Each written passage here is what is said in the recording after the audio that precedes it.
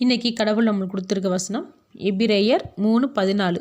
நாம் ஆரம்பத்திலே கொண்ட நம்பிக்கையை முடிவு பரியந்தம் உறுதியை பற்றி கொண்டிருப்போமாகில் கிறிஸ்துவினிடத்தில் பங்குள்ளவர்களாய் இருப்போம்.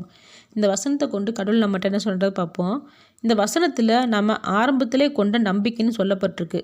அதாவது நம்ம வேண்டி கொண்டதை தேவன் ஆரம்பத்தில் நிறைவேற்றின போது ரொம்ப உற்சாகமாக தேவனுக்கு நன்றி சொல்லுவோம். மற்றவங்ககிட்ட அதை பகிர்ந்துக்கிடுவோம். தேவன் மேலே வச்சுருக்க நம்பிக்கை வீண் போகலை அப்படிலாம் நம்ம பேசுவோம். இதெல்லாம் எப்போ சொல்கிறோம்? தேவன் நாம் கேட்டதை உடனே கொடுக்கும்போது சொல்கிறோம். அதுவே நாம் வேண்டி கொண்ட விஷயத்துக்கு தேவன் உடனே பதில் கொடுக்காம இருந்தாலோ இல்லை நிறைவேற்றாமல் கொஞ்சம் காக்க வச்சாலோ இப்படி உற்சாகமாக தேவன் மேலே நம்பிக்கை வைக்கிறோமா? இல்லை கடவுளை பார்த்து என்ன ஆண்டவரை நான் கேட்டுகிட்டே இருக்கேன், நிறைவேற்றவே மாட்டேங்கிறீங்க, தரவே மாட்டேங்கிறீங்கன்னு சொல்லி புலம்புறோமா? அதை நம்ம யோசிக்கணும்.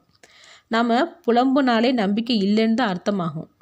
தேவன் நம்ம வேண்டதை உடனே செய்யும்போது எவ்வளவு உற்சாகமாக நம்பிக்கையாக இருக்கோமோ அதே போல் தேவன் நம்மளை காக்க வைக்கும் போதும் நம்பிக்கையோடு உற்சாகமாக காத்திருக்கணும். இப்படிப்பட்டவங்க இயேசு கிறிஸ்துவினிடத்தில் பங்குள்ளவர்களாய் இருப்போம். அப்படின்னா தேவனிடத்தில் இருக்கிற கிருபையிலும் அன்பிலும் என்றுமே அழியாதவங்களாக நாம் இருப்போம்னு அர்த்தம். ஆமேன்.